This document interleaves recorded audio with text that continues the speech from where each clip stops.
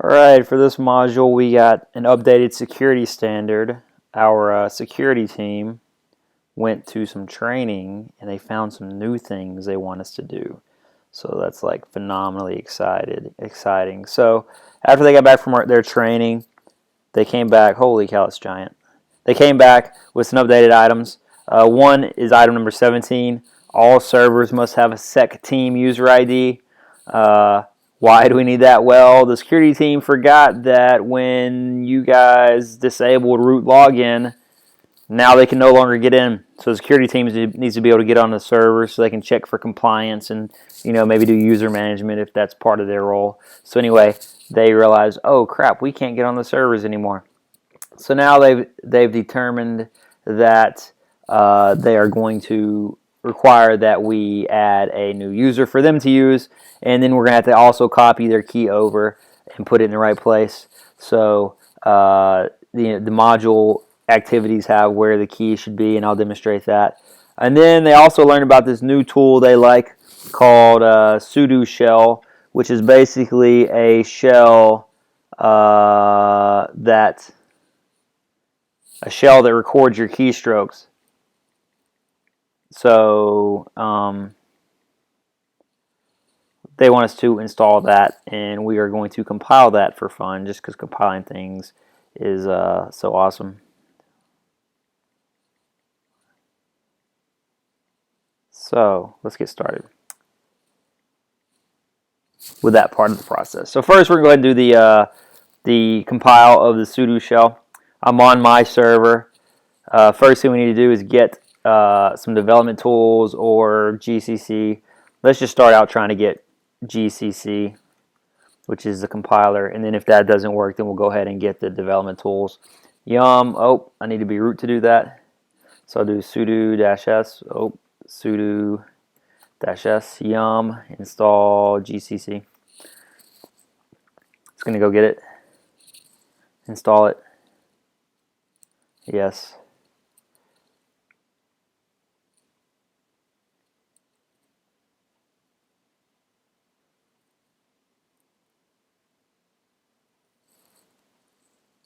Getting 9 packages.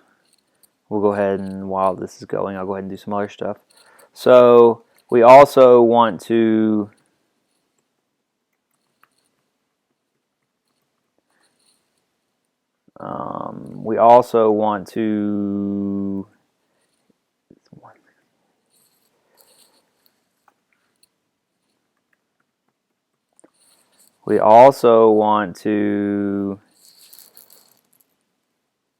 go download the file we need.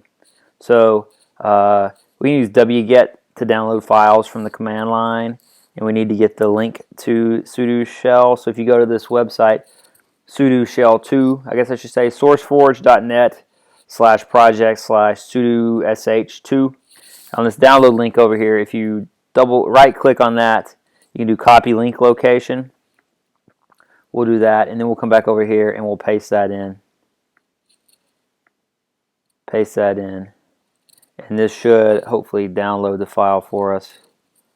Wget command not found. So I guess I need to install wget, and I'm not root. Sudo dash. Hey, let me not do that. Let's do sudo yum install wget.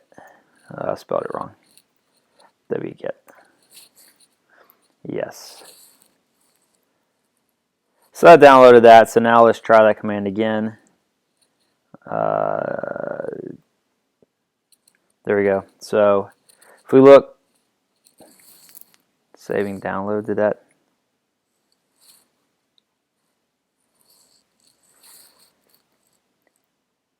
It says it has the whole link, but it didn't save it as that name. Saving to download. Is that what they named the name of the file?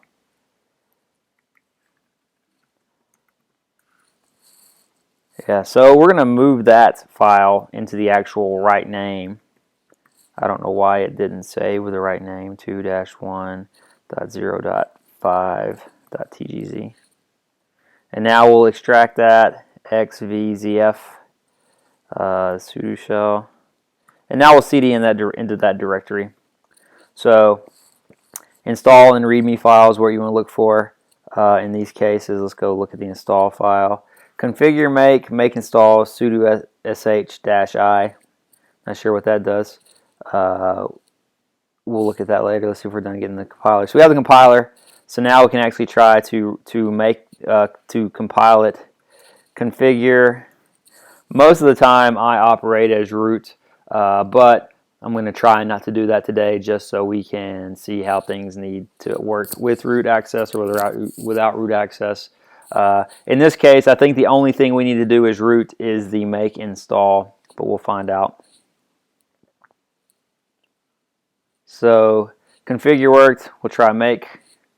That compiles it. That worked.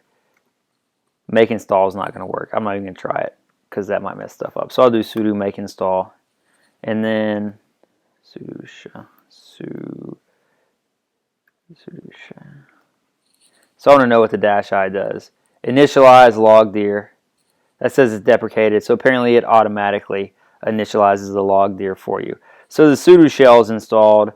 So now in theory, if I run this, I'm now using the sudo shell.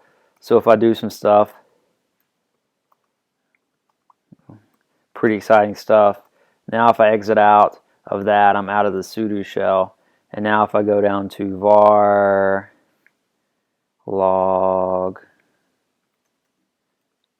sudo shell, I see that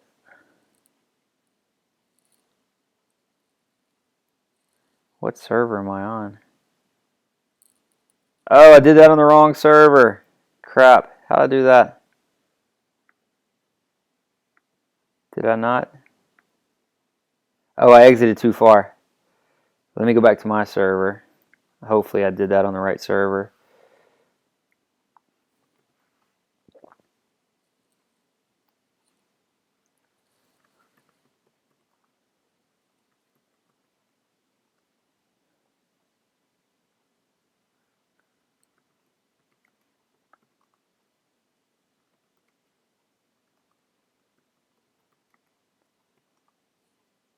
Sudo.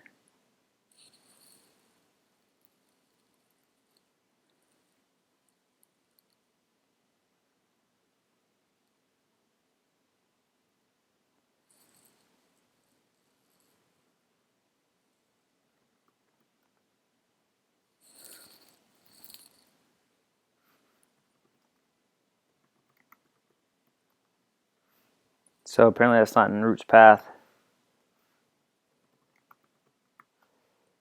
So you see what the problem was. Up here I ran it as me and it said make dir fail permission denied. Right? So then I tried to run it as me again. It said permission denied. So then I became root and tried to run it, but root couldn't find it because it is not in root's path. It is in user local bin, and root's path does not have user local bin in it. So we'll put the full path. Local bin sudosh. So there it actually created the directory, and I'm now using the sudo shell. So if I do ls cd pwd blah blah blah. So now if I go to var log,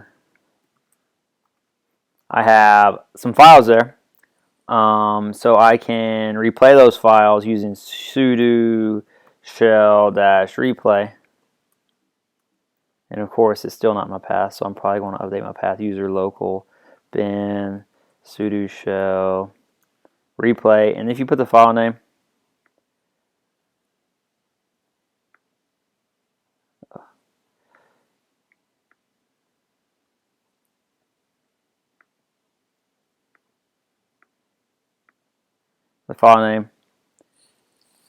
invalid format. What the heck, man?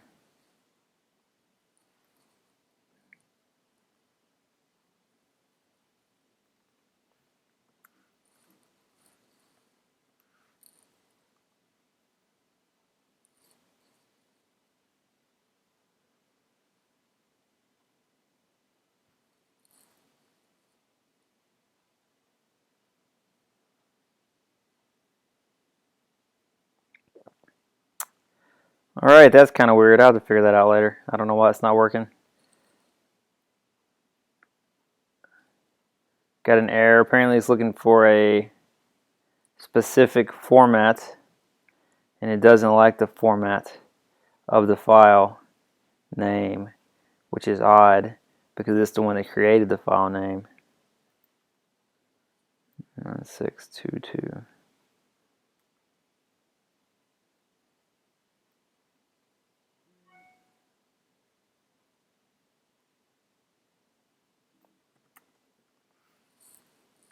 Script. Oh, maybe I need to do the script file, not the time file. Yeah, that's probably the problem. No.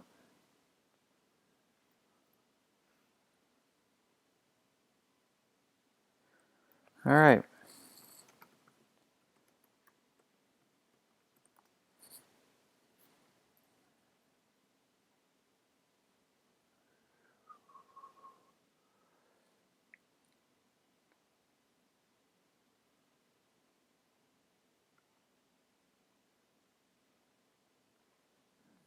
Does it just want the number?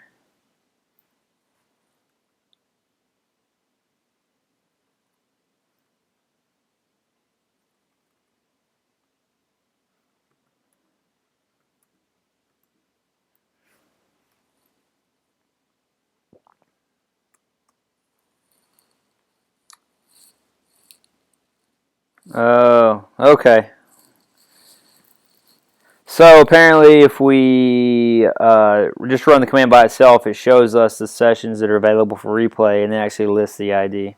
So in theory, hopefully this will work.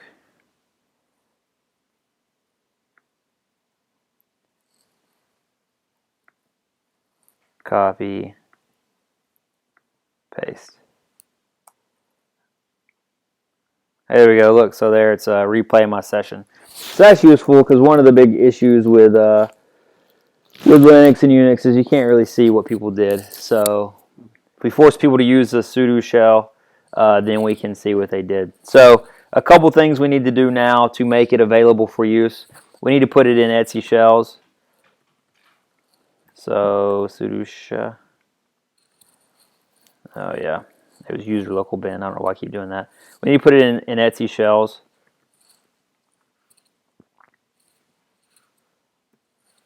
/user /local /bin /sudo shell. And now we will create a, we'll do two things to comply with the security standard. We need to modify the existing users to use that as their login shell. And we need to create a new user as a security team, for the security team. So first we will use usermod to change the shell for our existing account. That's not what I want. I want a man for usermod. I think it's -s to specify this shell. Yeah, -s for shell. So we'll do usermod -s user local bin sudo RBE1234. So now I have that as my login shell.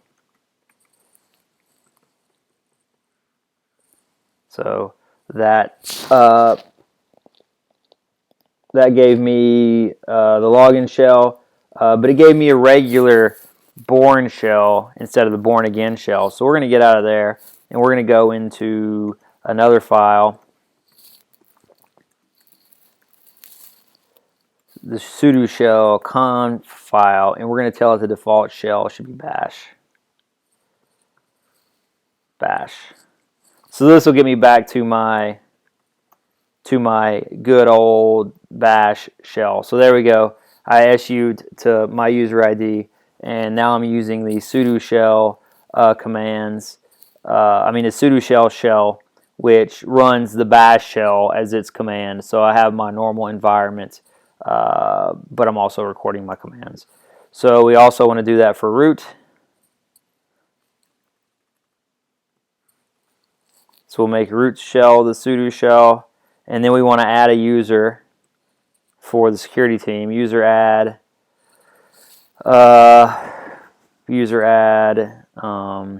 dash s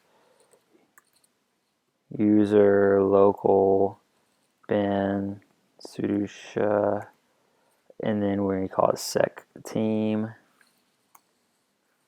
So tail dash, I'll do that more / etc password. So I have my sec team user account. So now I need to get the sec team key, which is on CNT serve. So I'll go back to CNT serve. So I don't think I changed the permissions on that key. So let's see, where did I put it? Home, exercises. I have sec team. Oh, you can read it. So now we'll just secure copy that file over. SCP sec team pub RSA. I want to copy it as RBE1234 at my IP address. Colon. So this is the syntax for using SCP to copy the file. I'll put my passphrase. All right. So now, in theory, in my home directory, I'm root, so I'll go to Rich's home directory. I have the sec team pub RSA, so I want to get that file into the sec team authorized keys file. So I'm going to go to the sec team's home directory. There is no .ssh directory, so I'll create that. And now there's no authorized keys file, so I'll just create that like this, cat. I'll cat the sec team pub RSA and create a file called authorized keys. And then look at the file, see the permissions aren't correct. See that's owned by root with the wrong permissions, so I'll change the permissions to be 0600 authorized keys, and I'll change the owner chown sec team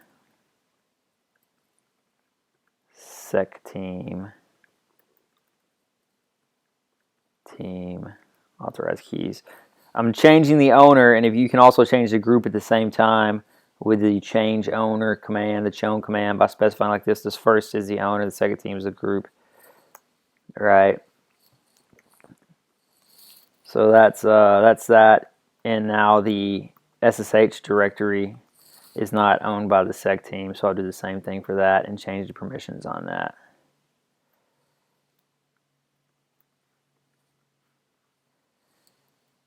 And for the directory, it needs to be 0700.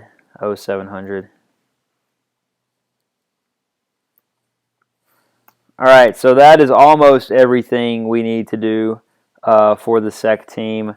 The one other thing we need to do is we need to put it in the wheel group. Remember, it needs to be able to use sudo. So man user mod again, and we want to append -a and a -G.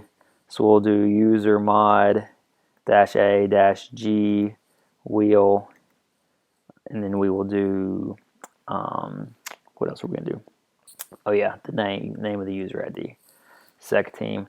So now if we test it out by SUing to the sec team, and look at our ID, we are in the wheel group and we are the sec team, and we can use sudo to execute any commands. So now we have a root shell as a sec team. So now our security team is set up to be able to get into our server. All regular user IDs and root must have the sudo sh as the login shell. All servers must have a sec team. The SSH key for the sec team user must be put into the authorized keys file. The sec team user must be in the wheel group. So we've taken care of number 17 and 18. So at this point, can you test the SSH keys for the sec team? No, you cannot, because you do not have the private key that goes along with that public key for the sec team. So if you want me to test it for you before I grade it and give you a 0 for it not working, send me an email and I'll check to make sure that the sec team can log in to your server using keys.